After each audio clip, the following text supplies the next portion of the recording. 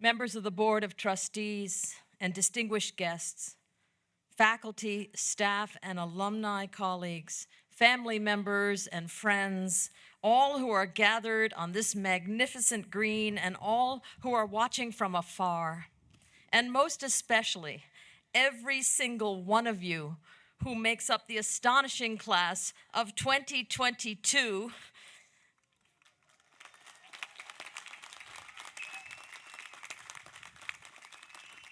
I cannot tell you how honored I am to stand before you on this beautiful morning and to declare today's exercises, the 104th Commencement of Connecticut College, officially open.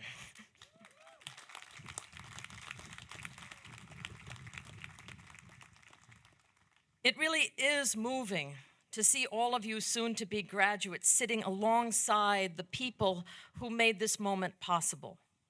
The faculty and staff who awakened your sensibilities and nurtured your talents.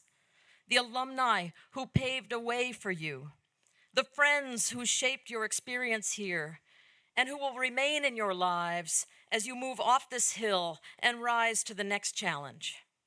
And above all, the family members who were there before any of us as your first teachers and guides.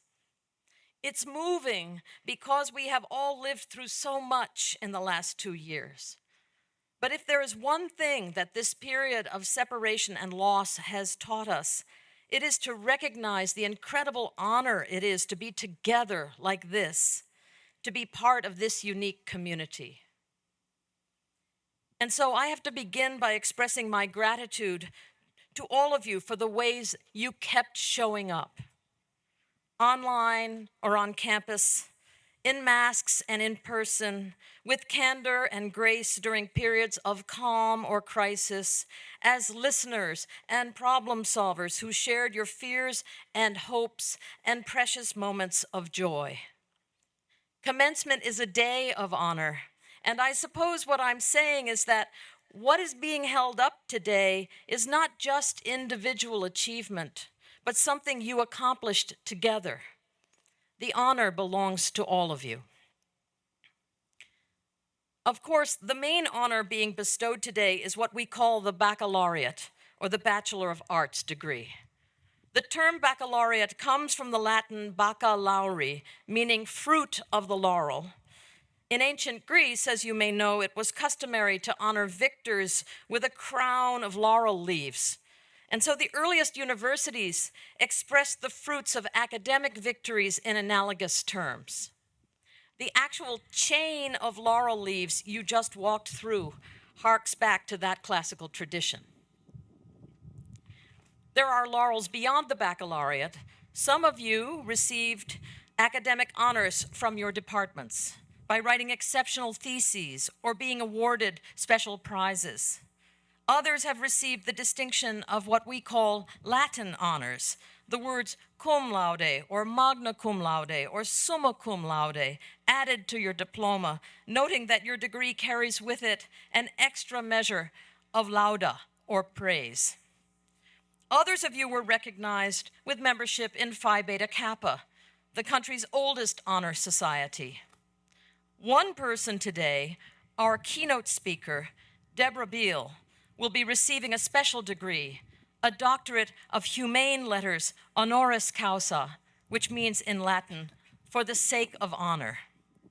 And yet another person, Caroline Grape from the class of 2022, will be awarded the baccalaureate posthumously. And this too is for the sake of honor, not for requirements fulfilled, but as a mark of esteem for contributions made to the community and to society. It's this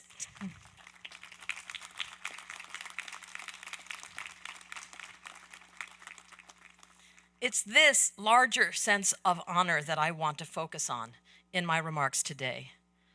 Because at Con, as you all know, we have one more way that we think about honor. And that is through a code of honor that each of you agreed to adopt as you became members of this community. There is a document you all signed, in fact, back in 2018, On the same day, we gathered on Temple Green to mark the college's 104th convocation and the official start of your con education. It is a pledge that you would take responsibility for yourself and others by upholding the values of this community. And it has been displayed publicly in Crow ever since as a daily reminder of your collective commitment. I went over to Crow to look at it the other day, and as I recognized your names through the scrawl of signatures, I thought about how you couldn't possibly have known on that day what being a member of this community would mean. How you couldn't have known that you would end up publishing a paper with a professor, or giving a talk at an academic conference, or directing a major production, or producing an album of your own music, or filling a gallery with your art, or serving with faculty, staff, and senior administration in making decisions during a public health crisis, or helping admit the class of 2026, or founding a children's library in Afghanistan, or doing collaborative research with students on 3 continents, or winning a post-baccalaureate fellowship abroad, or leading your teammates to victory, and even capturing the college's first ever national championship.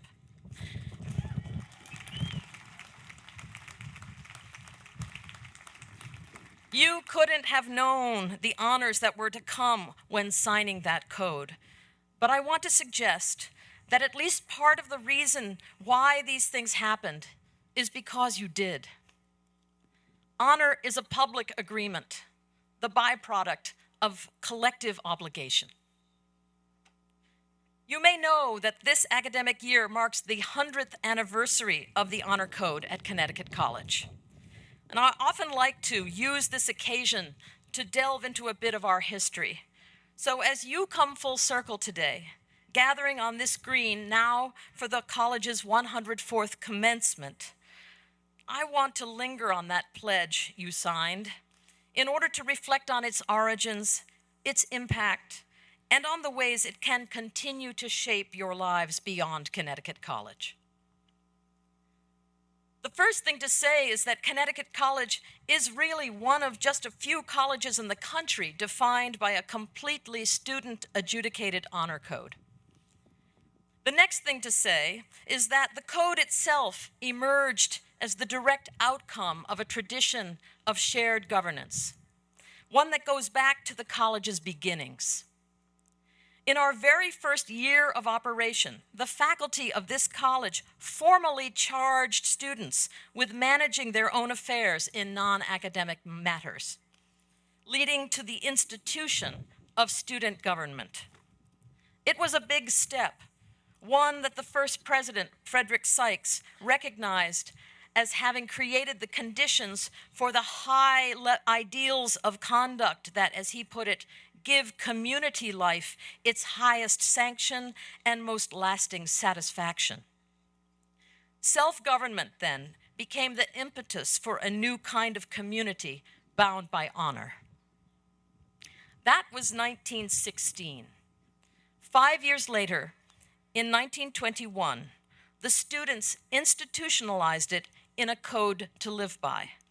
They called it the Student Government Oath, and in it they pledged 4 things: never to dishonor the college, to uphold the values of the community both individually and collectively, and to help those who might falter, to grow the sense of collective obligation, and ultimately, quoting from the final phrase, to render our alma mater greater, worthier, and more beautiful. You are quite familiar with these actions because 100 years later, it is still the code we live by. The words of the code were said to be drawn from the ephebic oath of ancient Athens, a vow taken by young men following their military training, a kind of pledge of allegiance that obliged them as soldiers and citizens to protect their city. Of course, the college version removes all reference to combat, and the object of loyalty, too, shifts from a city to a school. But what remains across time is the sense of shared obligation born of collective self-governance. Now, I'll admit, this is a somewhat elusive thing to talk about. And often, when we try to explain our honor code today, we default to its ancillary benefits. Your ability to take unsupervised exams on your own schedule, your ability to leave your door unlocked or your things unattended without concern. But these examples actually miss the point. What the code gives us is something far more valuable, a symbiotic relationship between trust and obligation that produces the kind of respect that ultimately makes life in a community, as President Sykes suggested, worth living. In other words, the code can be understood as the key to a good life. Interestingly, this is one of the points that the philosopher Anthony Appiah makes in The Honor Code, his 2010 book on how moral revolutions happen. Noting the relative neglect of honor as a topic in modern moral philosophy, Appiah wants to rehabilitate a place for honor in our thinking about what it is to live a successful human life.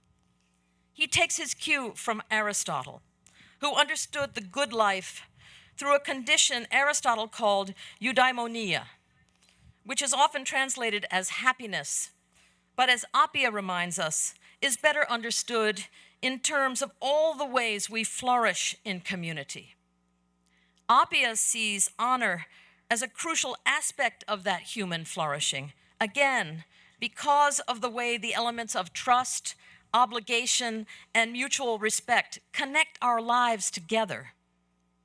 Honor is an engine, he says, fueled by the dialogue between our self-conceptions and the regard of others, that drives us to take seriously our responsibilities in the world we share. Honor, in a word, takes integrity public.